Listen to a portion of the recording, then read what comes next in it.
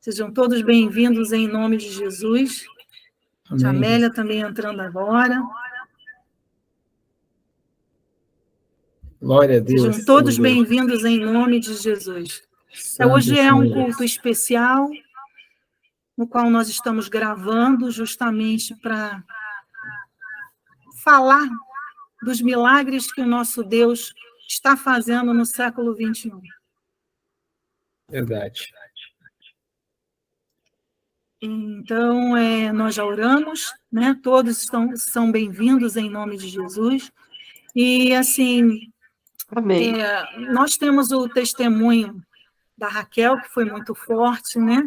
Através da cura da Raquel, Deus moveu as águas e trouxe esse grupo à existência, né? Esse grupo era um grupo que não existia, ele estava justamente com outro viés, só de ajudar a Raquel na situação dela, e através de todo o mover, Deus trouxe à existência esse grupo de guerreiros de oração, intercessores que estão se colocando na brecha, pedindo ao Senhor o impossível possível na vida das pessoas. E hoje nós temos o convidado especial, o pastor Moisés, né, com esse testemunho muito forte de milagre, né, milagre de uma doença um linfoma, que também é muito parecido com a leucemia, né, que é de 40% a 70% dos casos de morte, é um linfoma não Hodgkin, e só o nosso Deus pode fazer o que ninguém pode. E quando a medicina ela dá uma palavra, a última palavra não vem da medicina, a última palavra vem do nosso Deus. Nós sabemos que Ele tem prazer em curar, Ele tem prazer em fazer o impossível possível. Ele fez lá no passado e continua fazendo nos dias atuais. Então, justamente, este culto hoje é um culto especial para motivar a todas as pessoas a buscar ao Senhor, a clamar, a se rasgar diante dele para obter o milagre. Porque Deus fez um milagre no Moisés, fez um milagre na Raquel, e ele continua fazendo milagre na nossa vida a cada dia. Vejamos o exemplo há poucos dias do menino Maurício, no nosso grupo, que estava desenganado, ia cortar os dedinhos, totalmente sem esperança, e o Senhor ordenar que entrássemos em contato e sair fogo da mão da mãe na UTI, e a criança recebeu um milagre. Quem faz o impossível possível é o nosso Deus. Então, o nosso grupo hoje, ele está com esse viés de clamar ao Senhor na última hora, pedindo ao Senhor que faça milagre, porque os sinais, eles seguem aquele que crê. E nós cremos que o mesmo Deus que fez o milagre na Raquel, fez o milagre no Moisés, pode fazer o milagre na vida de qualquer um que se colocar na brecha e clamar a ele de coração. Permitir aqui o pastor Galdinho também entrando. Está bem-vindo, pastor Galdinho. Pastor Moisés, a gente está falando sobre milagre, assim, fico muito feliz que o Eduardo está aqui, outras pessoas estão aqui, muitas buscam um milagre na cura, mas outras buscam um milagre na situação familiar, uma situação financeira. Eu acho que o nosso papel aqui desse grupo é a gente despertar a fé para os milagres, né? Porque eu não sei se com o pastor Moisés é assim ou com o Eduardo foi assim, com o Eduardo é assim, né? Quando eu descobri a doença, eu buscava informações na internet e era só notícias ruins. Até os filmes que aparecem com leucemia é só morte. Então, eu só conseguia ter palavras de esperança em Jesus e no povo de Deus, que falavam assim, olha, tá difícil, não, mas o Senhor pode todas as coisas. Então, eu sentia falta disso, de alguém falar assim, olha, eu consegui vencer, você vai vencer também. Eu acredito que hoje, né, o meu chamado de Deus, o propósito que Deus tem na minha vida é chegar para as pessoas que estão passando dificuldades, dores, processos difíceis, dizer, olha, tem esperança para nós, né? Tem um amparo que o Senhor pode nos amparar, né? Nós temos o nosso Cristo Salvador, que é o nosso amparo, nosso socorro bem presente na angústia. Eu acho que todos nós estamos aqui, todos nós precisamos de um milagre, sempre, né? Verdade. Nós sempre precisamos de um milagre, né? Nas nossas lutas do dia a dia, ou nos milagres impossíveis, né? A gente fala das doenças que são terríveis, que estão acometendo a humanidade, mas aqui é um lugar de fé, aqui é um lugar de esperança, e quando eu convidei até o Eduardo hoje, né, que ele está passando também por um processo da leucemia, eu contei a tua história, pastor Moisés, que te deram 9 meses de vida e você já tem 9 anos que foi curado. Não foi? Não, foram 90 dias. 90 dias. Foram 90 dias. 90 dias, não 9 meses. Eu achei que fosse 9 meses. Não, né? 90 dias de vida e já tem 9 anos.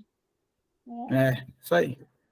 Está indo para 10 anos agora. Agora em novembro, o diagnóstico, dia 19 de novembro, vai completar 10 anos da biópsia que eu fiz.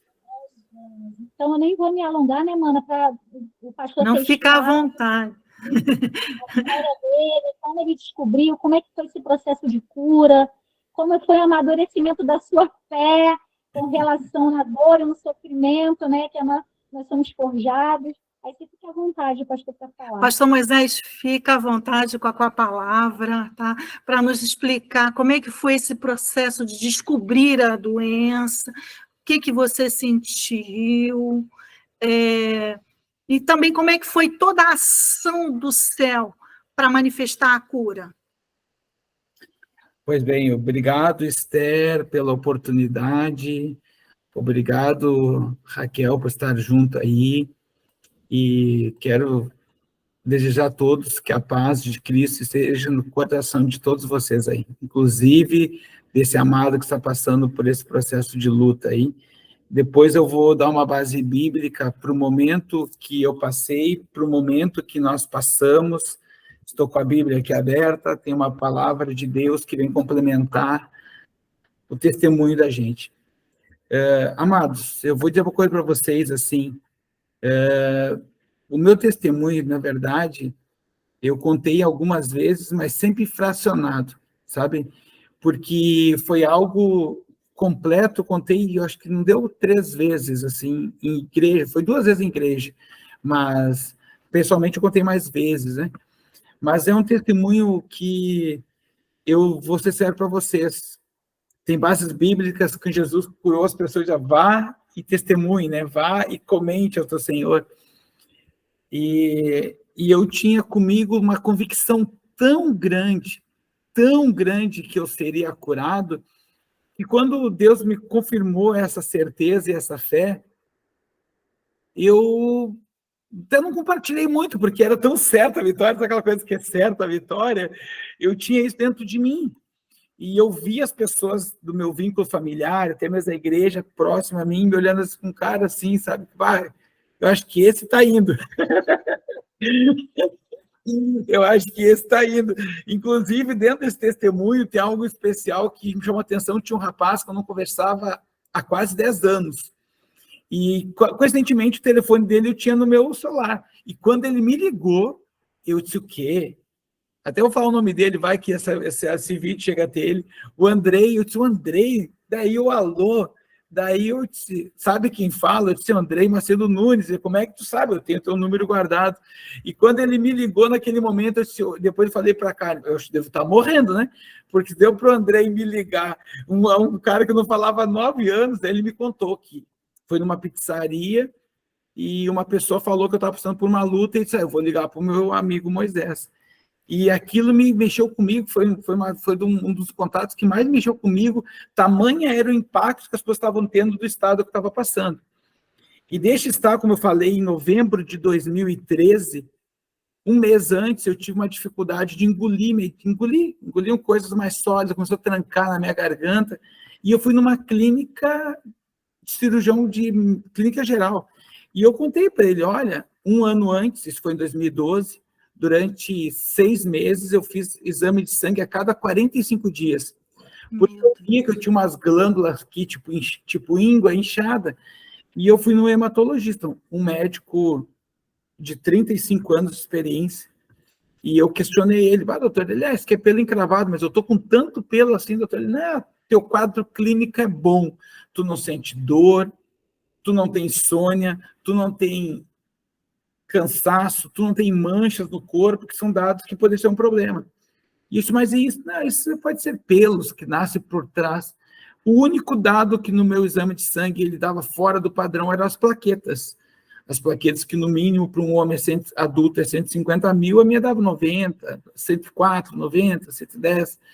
E nesses exames todos, ele explicou para mim que aqueles padrões que tem nos exames de sangue são padrões convencionados, que foi feita uma estatística em cima de uma quantidade, mas que poderia alguém estar acima ou abaixo. Eu vou questionar um homem com 35 anos de experiência? Claro que não, né? Foi procurar um auxílio médico. Isso passou-se um ano.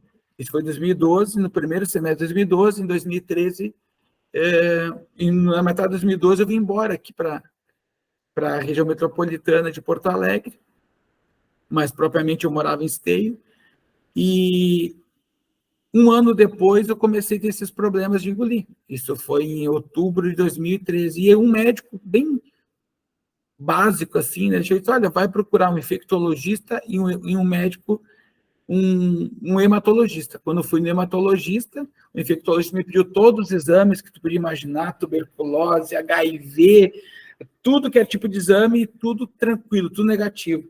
E a hematologista me encaminhou para um especialista de cirurgia de cabeça e pescoço, que eu nem sabia que existia.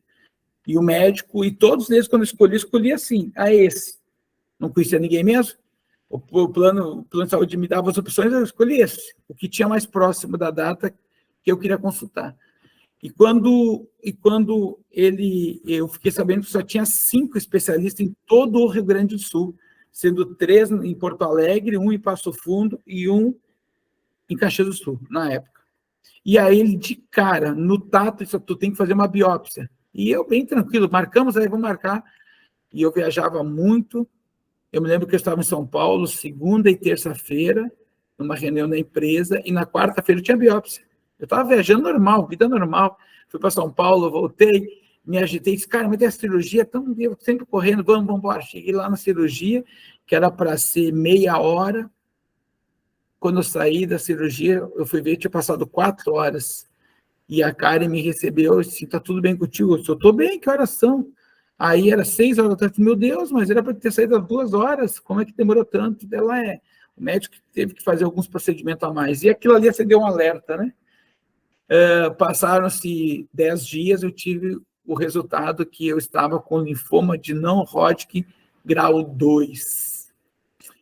E aí começa uma caminhada de fé, que depois eu vou falar para vocês, o que está no livro de Salmo, o texto básico bíblico que eu quero deixar nessa noite. E aí ele me disse para mim, né, que eu teria uma caminhada, que eu iria passar por alguns tratamentos, mas que a médica, ele estava me devolvendo para hematologista, que é especialista, né? Hematologista e oncologista se comunicam, né? Ele estava me devolvendo para hematologista para ela me falar do meu tratamento. E naquele dia, naquele momento, ele disse assim, tu vai ter que te cuidar, nós nem conhecíamos máscara, agora com uma pandemia a gente conheceu máscara, né? Tu vai ter que te cuidar de ambientes fechados, porque a tua imunidade é baixa.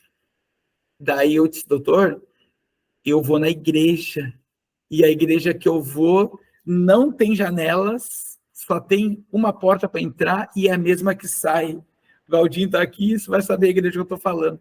Só tinha uma portinha lateral que era para o corredor, mas não se utilizava. Ele, mas tu tem que cuidar disso. Eu disse, não, doutor, da igreja eu não posso deixar de ir, porque lá está a minha cura. E a Karen chegou para mim, amor, mas te dá um jeito. Eu disse, não, eu já disse que da igreja eu não deixo de ir. Essa foi uma primeira resposta de fé, seca. E aí, quando eu voltei para o hematologista, acho que uma semana depois, uns 10 dias depois, isso já tinha virado o mês de dezembro, aí a Karen, ansiosa, perguntou para a doutora, o que ele vai fazer? Ele vai fazer quimioterapia, ele vai fazer uma biópsia da medula óssea, que eu acredito que é isso que a Raquel fez. É horrível fazer uma... Eu faço de 3 em 3 meses. Agora Jesus, que Deus te abençoe. Eu fiz uma só, e aí no dia que eu fui fazer essa biópsia, eles me anestesiaram, me sedaram, e eu entrei na sala para fazer a biópsia. Eu segurei na mão, orei, Senhor, Jesus, cuida do procedimento para mim. E eles, quando me picaram com aquela seringa, disse a Karen que escutou do corredor, eu gritando, Jesus, segura minha mão. Mas eu já estava sedado, e eu nem sabia o que tinha falado, eu estava sedado, né? E aí fizeram aquilo ali, eu sei que eu fiquei 15 dias com uma dor horrível. E quando a médica tirou, daí teve o resultado da biópsia da medula, que tem uma manchinha na tua medula. Esperamos que com a quimioterapia saia, senão pode ser que tenha que fazer transplante de medula. Eu disse, não vou precisar, né? E aí ela disse que o meu linfoma era que nem o linfoma do Janequine, né? O Janequine tinha um estágio a mais que ele precisou fazer transplante de medula. Aí eu até brinquei, né? Vou usar um pouquinho aqui de um momento de humor. Achei isso, mas ele é mais bonito, é mais rico, pode sofrer um pouquinho mais, né?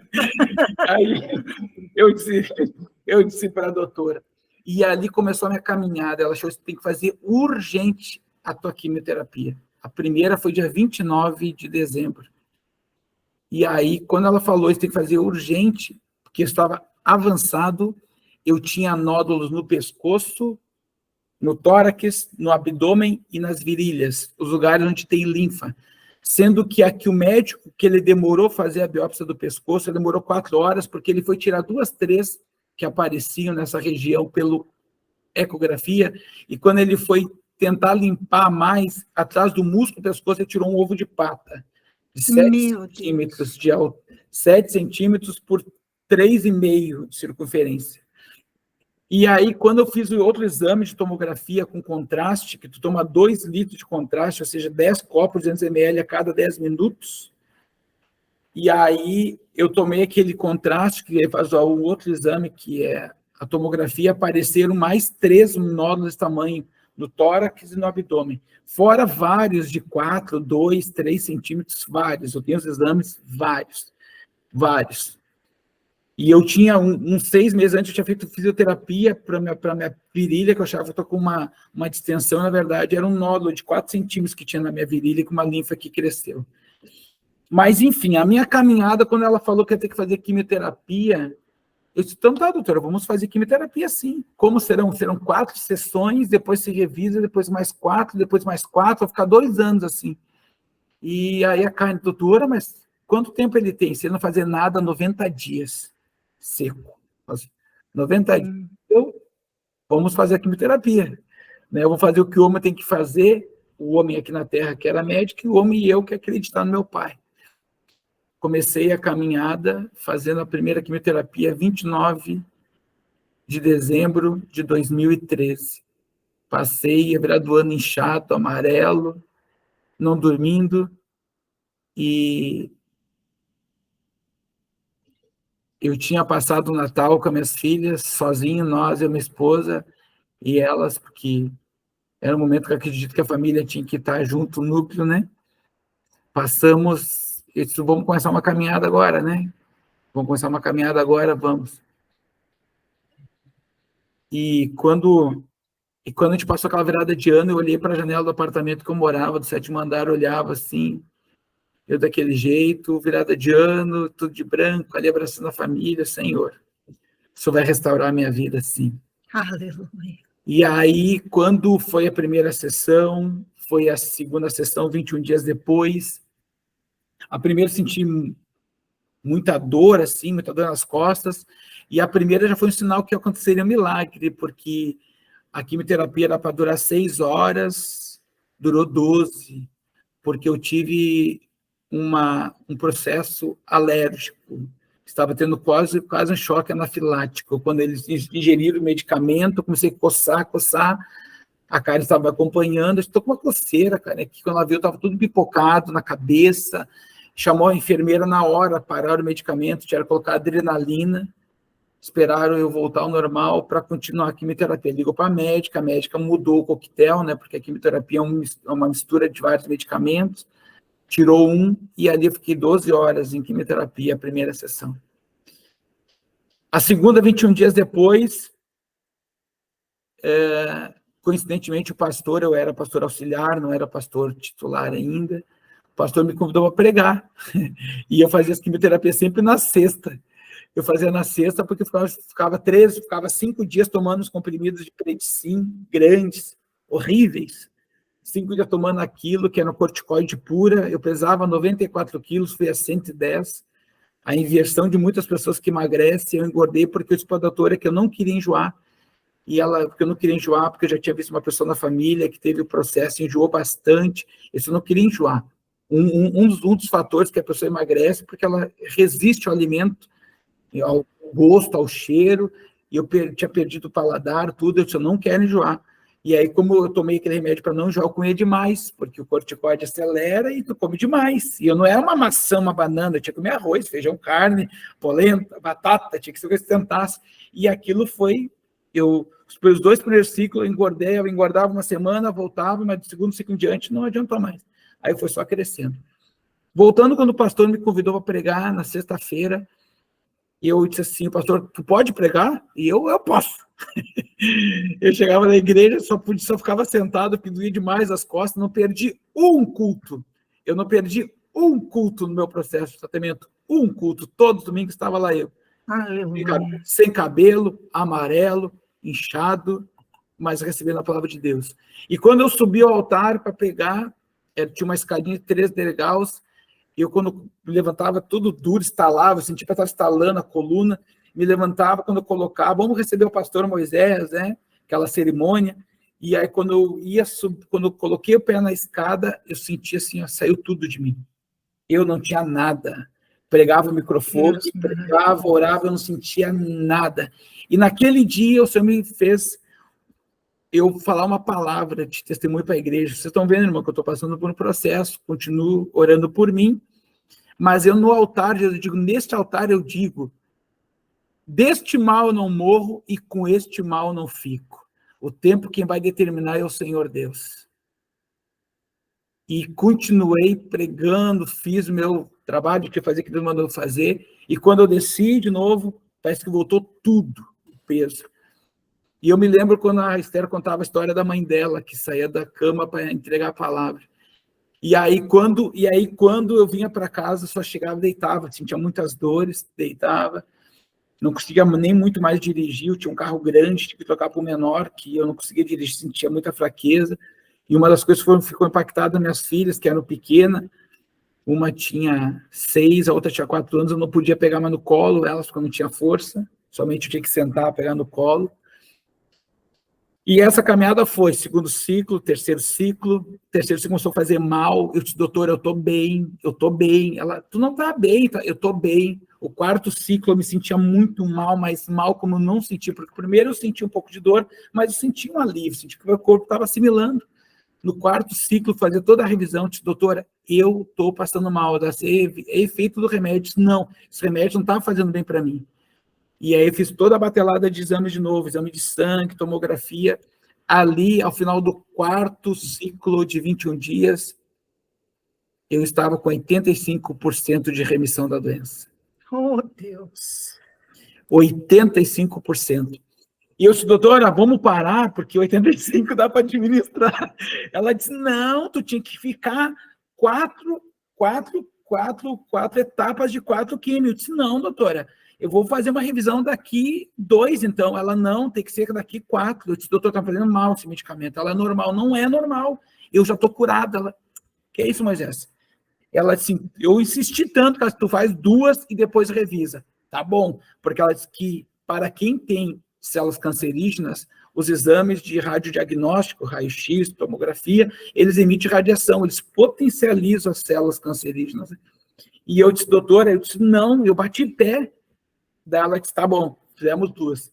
Nesse meio tempo, já era abril de 2014, teve uma campanha na igreja com o pastor Gabriel Otávio, e ele foi lá pregar e contaram uma história para ele, né? Eu conheci ele era discípulo do Marco Feliciano, e a Karen foi pedir oração. Eu disse, Karen, por que tu vai pedir oração? Eu pedi oração para todo mundo. Por que tu vai pedir oração? Eu tô curado. E eu, assim, não queria me expor, eu tô curado, né?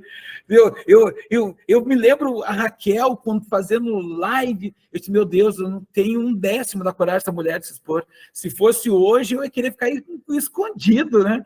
E aí, a Raquel falando, eu disse, meu Deus, eu queria me esconder, porque era um momento meu e Deus. Estava acontecendo muitas coisas ao meu redor, a família, amigos me ligando, cliente meu me ligando, eu disse, não, estou sabendo da tua luta, eu disse, meu Deus, como é que eu estou sabendo? Saber que Esther, o Eduardo estava orando lá no Rio de Janeiro, tinha gente lá do Paraná que me ligava, cliente meu estava orando, disse, meu Deus, só tem gente orando que eu nem sei para onde espalhou isso. Isso sem Instagram, né? Sem Instagram, Facebook é carentinha, mas não queria que me expor, e eu sem Instagram, sem nada, eu não tinha isso aí, não queria me expor, eu queria ficar na minha com o Senhor, né? E aí, ela foi pedir oração para esse pastor Gabriel Otávio. Eu disse, eu já estou curado, cara. E eu não pede para ele, assim, meio que faz a vida dela. Vou pedir, pastor, é homem de Deus. Aí, quando ela foi pedir para ele, ela, pastor, meu esposo está com câncer, não sei o quê, aquele protocolo todo, né? Aí o pastor, quando colocou a mão no meu ombro, vamos orar assim, quando colocou a mão no meu ombro, pastora, eu só vou orar para agradecer, este homem já está curado. Eu disse para ela, viu?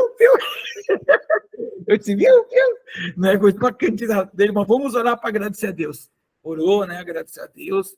Fiz as 2 químicas, foram horríveis. Cada vez era pior o medicamento, mal-estar, canseira, boca com secura, não dormia, cheguei a ter que tomar remédio tarja preta.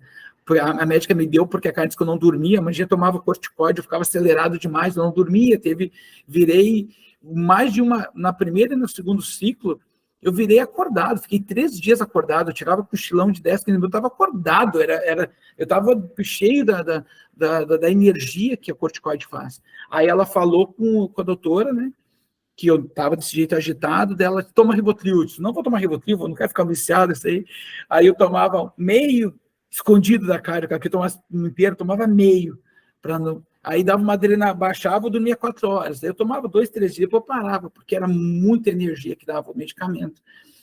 Então, quando passou essas 2 quimioterapias, fiz todo de novo o exame, ou seja, tinha feito só 6, uma etapa de 4 mais 2.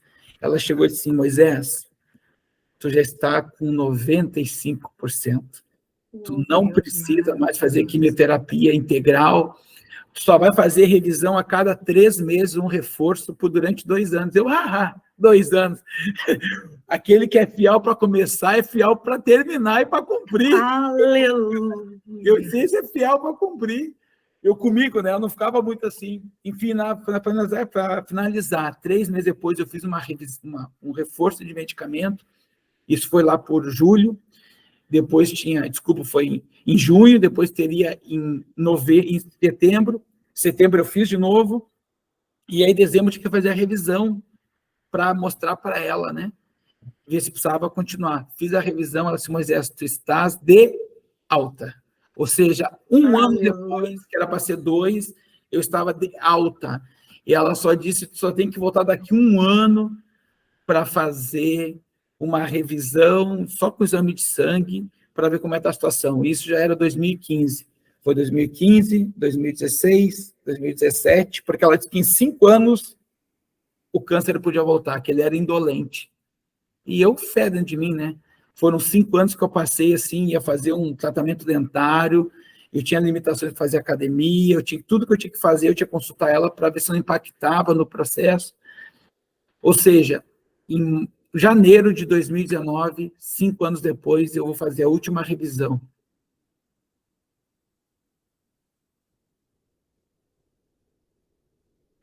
Fui fazer a última revisão. Aleluia. O exame de sangue só que eu precisava fazer. Eu me emociono porque foi forte. Naquele dia eu fiz exame de sangue, quando foi apresentar para ela chegou e disse: Moisés, a médica, ela era coordenadora de transplante de medula óssea da Santa Casa de Porto Alegre. Deus me colocou na melhor médica que tinha, que eu nem sabia quem era. Eu peguei aleatório nas opções que o plano tinha. E ela era muito direta, muito seca, assim. E eu disse: doutora, vim fazer a revisão e trazer o exame para a senhora. Ela olhou assim, uma médica, praticamente uma cientista. Ela olhou o exame assim, e usou essa expressão, que eu acho que eu nunca mais vou esquecer na minha vida: Moisés, tu estás curado. Uma mulher que acredita na medicina, você sabe o que é um médico, né? O médico não usa as expressões, né? Tá de alto, tá bem, ela está curado. Eu disse assim: doutora, eu dei uma risadinha assim: doutora, só não sabe, eu passei 5 anos sob pressão. Durante os 5 anos, desde que eu fui diagnosticado, eu nunca chorei. Eu não falei para ela, estou falando para vocês. Eu nunca chorei. Minha mãe chorava, meu sogro chorava, pessoas da igreja choravam, a Karen chorava. A Karen não tem vontade de chorar. Eu disse: não, eu choro por ti. Ela chorava. E eu, durante 5 anos, eu não correu uma lágrima, nem de choro, de alegria, nem de dor, nem de raiva, nada. Naquele momento, eu desaguei na frente da doutora. Doutora, só sabe o peso que ela tirou das minhas costas. 5 anos eu estava esperando por esta palavra. E eu disse: porque é muito forte. Doutora, ela: não, Moisés, se alguém pegar os teus exames de sangue, nunca dirão que tu teve um câncer. Tu estás curado. Aquilo, e daí eu disse: doutora, eu estou livre. Ela: assim, tu está livre, Moisés, segue a tua vida. Ela: segue a tua vida. Parabéns. Ela falou assim: parabéns pela tua... Eu disse: graças a Deus, é um milagre. Ela: assim, se pode essa expressão, seria. Ela: do jeito frio, tu estás curado. Daí eu estava chorando, eu disse: doutora, quando você passou um abraço, eu dei um abraço, eu saí dali, gente. Que eu estou me emocionando agora, assim, me segurando 5 anos. Eu esperei a resposta do tema curado, eu já estava curado antes. E durante 5 anos continuei servindo ao Senhor, trabalhando na igreja, cuidando de célula, discipulando, batizando, né? Porque durante o tempo que eu fazia o tratamento de quimioterapia, eu não podia, fui para a praia com minhas filhas, fiquei numa casa de irmãos, lá tinha 20 pessoas, um irmão ficou me acompanhando, disse: eu sou teu enfermeiro, né? As crianças tinham que ir para a praia, eu não podia botar o pé na areia, minha imunidade baixava. E para você ter uma ideia, no 3º ciclo, um dia eu estava dormindo, eu e a Karen, minha esposa deitada, ela começou a tossir, eu disse: mulher, vai consultar. Ela: não é nada.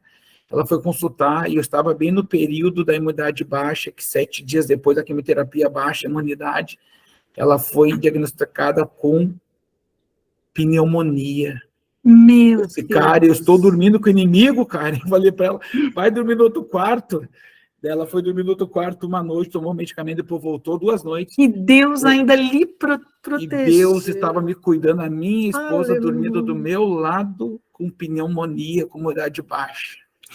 Eu ia para a igreja, igreja desse jeito que falei para vocês, com imunidade baixa, abraçava os irmãos meio de lado, assim, os irmãos pediam oração para mim, eu orava pelos irmãos, declarava a cura sobre os irmãos, preguei mais uma vez, preguei 2 vezes esse período, né? Falei para vocês aqui, e não afastei de fazer o que tinha que fazer, o que Deus mandava fazer, porque eu sabia que Ele ia restaurar, era um momento.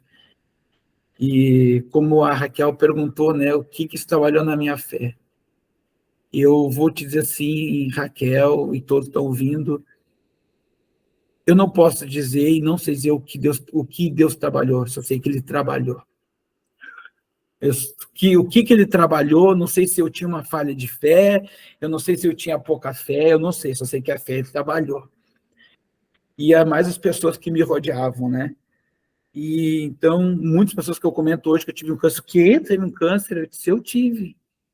Faço exame periódico, check-up natural, não tem nada, às vezes nada. Só tem uma marca, assim como o Jacó teve a marca, ficou coxo da luta com o anjo. Eu tenho uma falha na cabeça que assim, que eu passo a mão no cabelo, que eu disse para a doutora não voltou o cabelo. Ela disse: não, mas é ser genético. Não, doutora, eu tinha muito cabelo e não voltou aqui. Fui em dermatologista, tudo, não tenho o que fazer, e não aumentou mais, ficou aquela falha desde 2014. Vou fazer 10 anos, não aumentou, não fiquei mais, fiquei menos.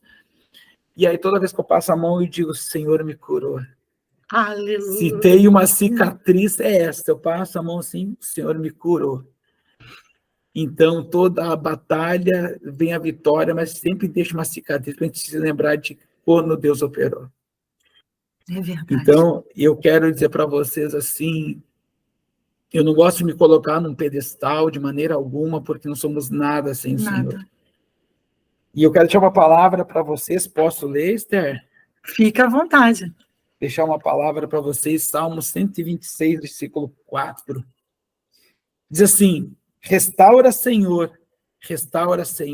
a nossa sorte, como as torrentes do Negueb. E essa palavra, ela fala, essa sorte em hebraico é conhecida como mazal, e significa uma gota do alto, o que demonstra que a nossa sorte vem do alto. Aleluia. É uma gota de ajuda que vem do alto, vinda de Deus, por menor que seja, suficiente para mudar o rumo de uma vida e a vida de alguém. Então, eu quero dizer para você que a nossa sorte, ela não está aleatória, não está no dinheiro. A nossa sorte, ela é uma intervenção divina em nosso benefício. Então, a minha vida foi restaurada, a minha sorte foi restaurada, uma gota que vem do alto. Então, que nós possamos guardar nosso coração, o Senhor é um Deus que restaura. Ele restaurou a minha vida. Se a minha fé estava abalada, talvez eu não saberia, ela foi restaurada. Vínculos familiares foram restaurados. E acredito que muitas pessoas foram restauradas na sua fé, com esse testemunho. Acredito que outras ainda serão restauradas. Inclusive, quando eu brinco que eu tive a cura, de certa forma, rápida, porque eu disse, Senhor, tinha que dar um jeito de liberar logo a minha bênção, porque a linha estava ficando congestionada, era muita gente orando, era a igreja orando, a igreja de Canoas orando, lá umas 250 pessoas, a igreja de Caxias, mais umas 400, 500 pessoas orando, tinha outras pessoas que eu nem sabia que estavam orando, certo, Deus, eu vou liberar logo essa bênção para este homem, para pararem de me pedir, né? Eu falo assim, e quando a Esther comentou da luta da Raquel, eu disse, Senhor, Pai, Senhor, sabendo a família dela, Senhor, como outras pessoas que o Senhor me levou a dar testemunho, eu fico sendo curada de câncer. Eu não gosto desse câncer mais grave ou menos grave. Não gosto dessa expressão, porque o câncer ele já é maligno. Ele é uma célula, que ela pode se multiplicar no corpo, ela pode ser local e virar uma metástase. O meu caso era uma metástase, porque a linfa já estava em todo lugar. E a doutora e a médica disse que podia ter ido para a medula óssea, como podia ter se alojado num órgão, trocado célula num órgão, vir para o estômago, para o intestino. Então, ou seja, eu já estava... Ela disse que pela patologia do exame, provavelmente eu já estava aqui lá há mais de 2 anos. Né? E como eu era ativo, trabalhava, fazia academia, fazia algum esporte, então meu corpo não dava demonstrações que estava doente no sangue. E eu digo para você, o Senhor nos restaura. Você que talvez esteja precisando, ou você que queira compartilhar com alguém, acredite, o Senhor restaura. Ele restaura a nossa sorte. Às vezes a gente se preocupa com a restauração financeira, restauração de projeto, de empresa, de profissão, até de ministério a gente acha, né? Essa é a prioridade. Não, a restauração principal na nossa vida é a fé. Porque muitas vezes a gente se encontra numa liturgia, num protocolo de fé, no protocolo de jejuar tantas vezes, orar na madrugada. Meu amado e minha amada, o protocolo principal é fé. Acreditar no Senhor, o Deus do impossível, aquele que restaura a vida, aquele que restaura tudo que tu imaginar de acordo com o projeto dele, ele restaura. Então, grave isso forte no teu coração. A Raquel é um testemunho lindo, maravilhoso, né? Então, assim, eu digo, o cara lá teve uma câncer de pele, amém, glória a Deus, podia virar um tumor maior, glória a Deus, o Senhor restaurou o sangue é vida, as células da nossa vida. Quando tu passa por um processo de câncer, o Senhor te troca ali, ele trocou a tua vida. Não tem outra palavra medicinal, clínica, científica, ele muda a tua vida. Renascimento. Eu falo que eu renasci. E, assim, diferente de você, quando eu descobri a doença, eu falei assim, Senhor, entendi, Senhor. É o meu momento que tu vai me levar. E eu falei assim, Senhor, olha, eu te agradeço por tudo que tu fez na minha vida. Tu foi tão bom comigo, Senhor. E eu, naquele momento, eu falei, Senhor, eu não tenho o que fazer, eu estou entregue. E o que é mais lindo? O que é mais lindo que Deus é tão irresistível?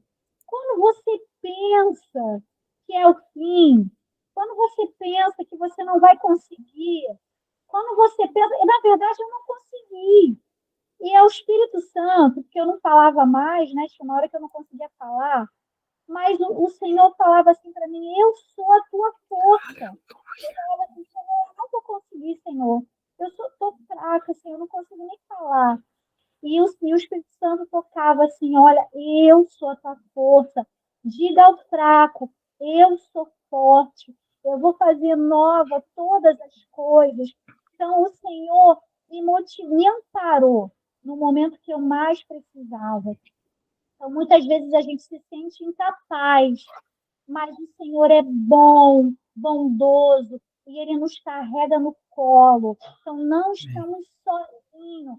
Então, por isso que é diferente, Moisés, eu conto para todo mundo, porque Jesus ele não desistiu de mim, porque eu estava feia, porque eu estava incapaz, eu não estava mais produtiva, eu não estava mais bonita, mas ele não desistiu de mim. Ele falou, olha, força, Raquel. E vinha alguém e falava assim, Raquel, creia que Deus vai te curar. E eu falei assim, Senhor, tu quer me curar então, Senhor? Senhor, tu quer? E aí eu falei, então tá, Senhor, eu entendi.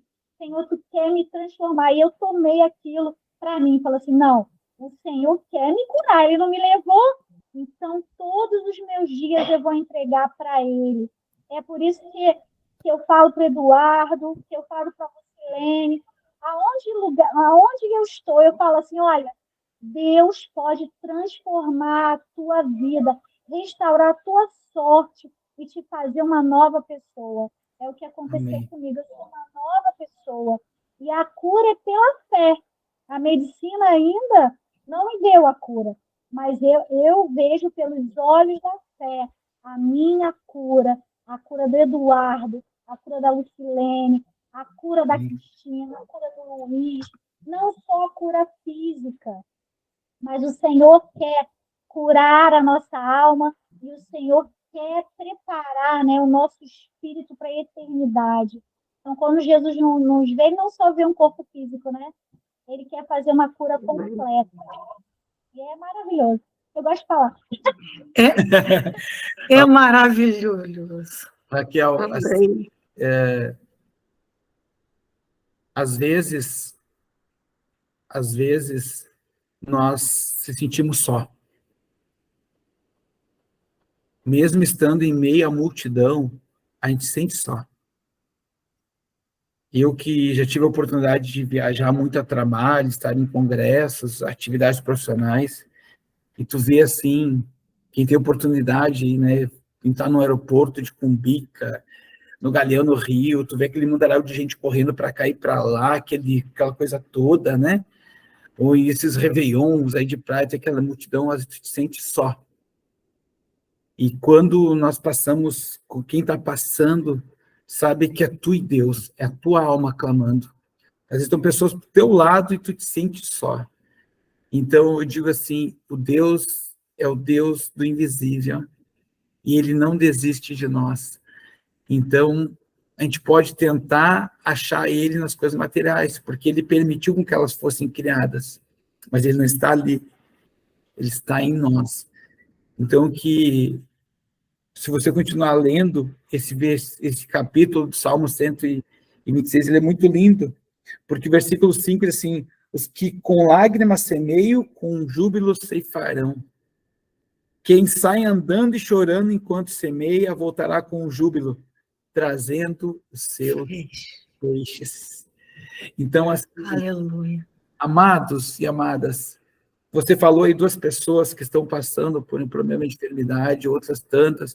Eu não participo tanto do grupo, mas vejo, tenho orado pelas pessoas.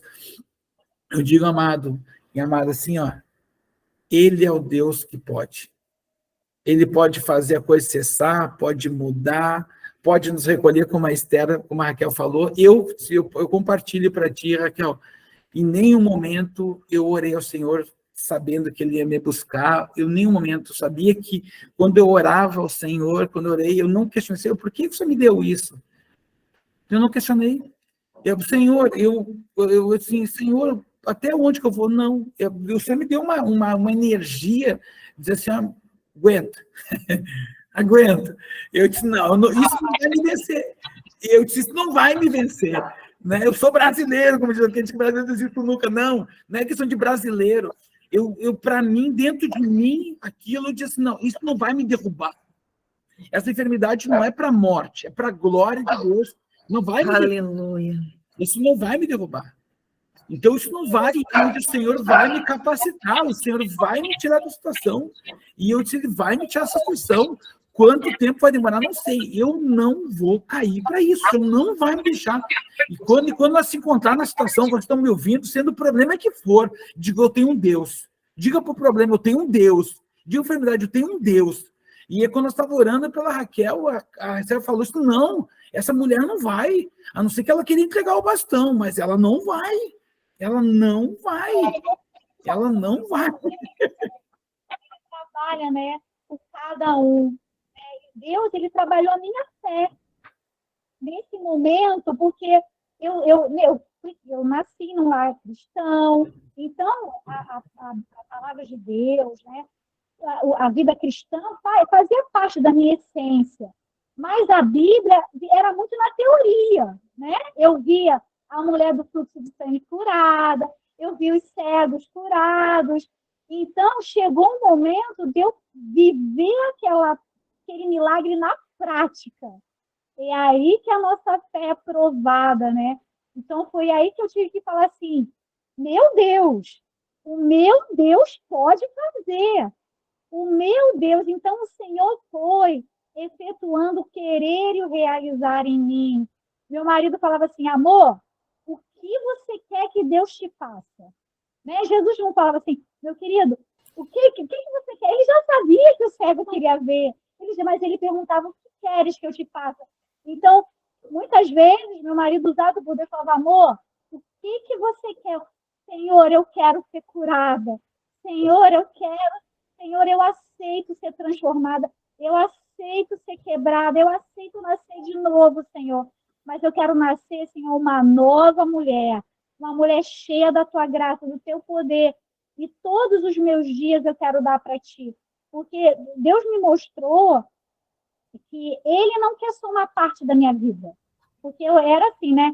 Eu estava mãe, mulher, profissional, serva de Deus, né? Estava ali. Mas o Senhor, não quero ser mais alguma coisa, eu quero ser o seu tudo. E no vale, quando eu estava no vale ali, que eu reconheci que nada é maior do que o nosso Deus. E Ele é o dono de todas as coisas, né? Então, esse Deus que restaurou a minha vida, a vida do Moisés, Ele pode restaurar a vida de cada um de vocês. À medida que você crê, que você toma posse, que você declara e fala, não, eu creio. O meu Deus, né, pastor Moisés, você falou, não, essa doença não vai me vencer. O meu Deus é maior do que essa doença. Amém. Eu vou ler no nome de Jesus. Ele levou sobre si as minhas enfermidades e é declarando a palavra que a gente vai vivendo o caminho do milagre, né? Porque é um processo, né, pastor? É um processo. É um processo, né? E eu digo assim, ó, não existe aprovação maior que a gente possa suportar, né? Então, eu acredito que na primeira ação que eu fizesse por mim, eu já podia ter sido curado milagrosamente. Você podia, Esther. Você podia, Raquel. Tem o pastor Galdinho também aqui. Verdade. Qualquer um pode. Senhor, o poder de Deus, ele é instantâneo. O poder de Deus, ele é instantâneo. Mas aí, o poder em mim se manifestou na instantaneidade de me dar força para continuar. Como ele disse para José, não te mandei eu, ser tu forte e corajoso. Ele podia ter acabado a batalha ali, não. Ser tu forte e corajoso, tu vai passar por uma luta. Ser tu forte e corajoso. Então, ele trabalhou para mim uma palavra instantânea de força, de resistência. Entendeu? De resistência. A perseverança. Isso. Né? Eu não chorava com lágrimas físicas, mas dentro de mim, assim, então vamos embora. Tinha dias que dava uma situação assim, vamos embora, respirava, vamos embora. E ainda continuava trabalhando remoto, que a doutora me liberou para mim poder ocupar minha mente, participava ativo das videoconferências, né? Participava do culto e dizia, meu Deus, tu sai assim amarelo, careca, sem cabelo. Eu saía, minha esposa ia me levar para parque, me levar para pizzaria, nós saía, tu entendeu? E eu disse, não, o Senhor vai me dar força, vai restaurar. Eu via minhas filhas pequenas, eu disse, não, minhas filhas não vão ver isso, então superamos, fomos, e eu digo em nome de Jesus. Escute, em nome de Jesus. Yeshua HaMashiach, em nome de Jesus. Aquele que crer verão a glória de Deus. É uma questão de crer, uma questão de raciocínio mental naquilo que é espiritual.